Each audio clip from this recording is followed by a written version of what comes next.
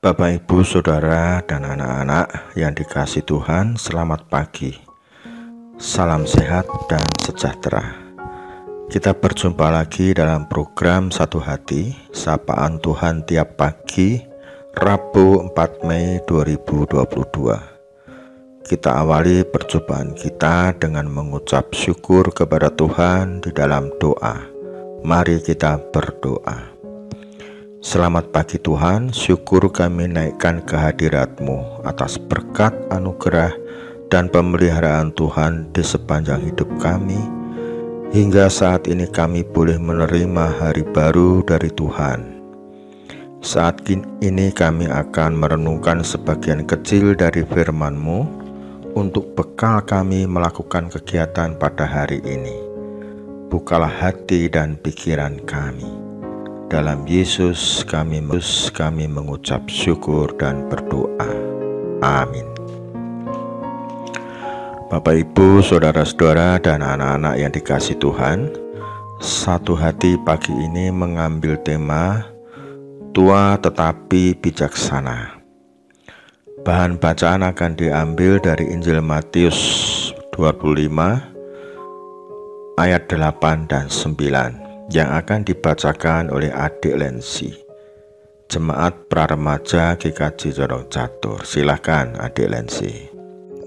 Firman Tuhan pagi ini terambil dari Matius 25 ayat 8 sampai 9. Gadis-gadis yang bodoh berkata kepada gadis-gadis yang bijaksana, "Berikanlah kami sedikit dari minyakmu itu, sebab pelita kami hampir padam." Tetapi jawab gadis-gadis yang bijaksana itu, "Tidak, nanti tidak cukup untuk kami dan untuk kamu. Lebih baik kamu pergi kepada penjual minyak dan beli di situ." Demikian firman Tuhan pagi ini.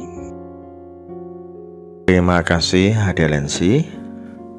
Bapak, Ibu, Saudara-saudara, dan anak-anak yang dikasihi Tuhan, sebelum kita bahas lebih lanjut, izinkan saya menghapus satu huruf dari tema pada hari ini.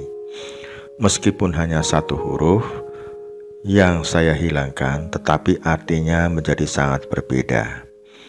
Tema kita pada hari ini adalah tua tetapi bijaksana. Huruf I pada kata tetapi saya hapus, sehingga tema kita menjadi tua tetap bijaksana.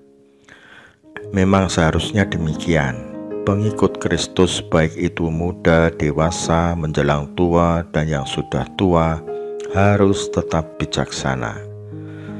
Memang ketika seseorang memasuki usia lanjut, banyak terjadi perubahan dalam dirinya, baik secara fisik maupun secara psikologis. Orang yang sudah tua selain fisiknya semakin lemah, rentan terhadap penyakit, juga akan mengalami penurunan kualitas memori dan fungsi kognitif. Sekedar pengetahuan saja, kognitif adalah semua aktivitas mental yang membuat seseorang mampu menghubungkan, menilai, dan mempertimbangkan suatu peristiwa atau kejadian dan berujung menjadi pengetahuan bagi orang tersebut. Penurunan kondisi fisik dan psikologis yang terjadi membuat lansia menjadi lambat, kesulitan memecahkan masalah, mudah lupa, dan membuat secara psikologis menjadi tertekan.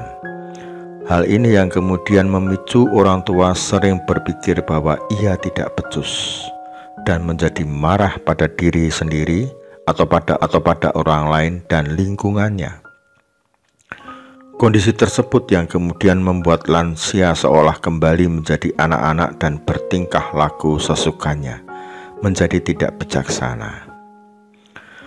Bapak, Ibu, Saudara-saudara, dan anak-anak yang dikasihi Tuhan, semua orang pastinya nanti akan menjadi tua dan mengalami penurunan fisik dan psikologis.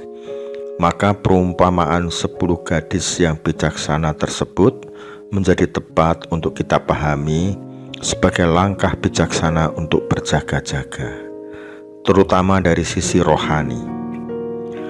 Perumpamaan mengenai 10 gadis ini menekankan bahwa semua orang harus senantiasa memperhatikan kesehatan rohani, Perumpamaan ini menekankan perlunya ketekunan dalam iman. Iman dalam perumpamaan ini dilambangkan sebagai minyak dan kesiapan rohani, mengingat Kristus akan datang pada saat yang tidak terduga. Jika secara rohani kita sehat, maka fisik dan psikologis kita juga akan terdorong untuk menjadi lebih sehat. Mari coba kita lihat dan rasakan penyertaan, anugerah, dan pemeliharaan Tuhan di sepanjang hidup kita sampai dengan usia lanjut. Maka akan tenanglah batin kita meskipun ketika berjalan harus dibantu dengan tongkat.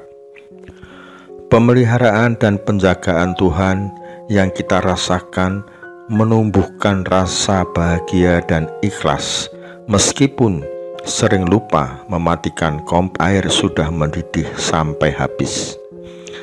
Rasa tenang, bahagia, dan ikhlas secara rohani inilah yang dapat membuat kita meskipun tua tetap bijaksana, tetap menjaga pola makan, mengatur aktivitas fisik, cukup istirahat. Itu salah satu perwujudan sikap bijaksana walaupun usia sudah lanjut. Amin. Kita akhiri dengan berdoa. Tuhan, terima kasih atas firman-Mu pagi ini. Mampukanlah kami untuk selalu dapat menjaga kesehatan rohani kami. Meskipun secara fisik dan psikologis kami mengalami penurunan, namun mampukanlah kami secara rohani untuk tetap sehat dan setia kepada Tuhan. Tetap menjadi bijaksana untuk menyambut kedatangan Tuhan setiap saat. Dalam Yesus kami telah berdoa dan memohon. Amin.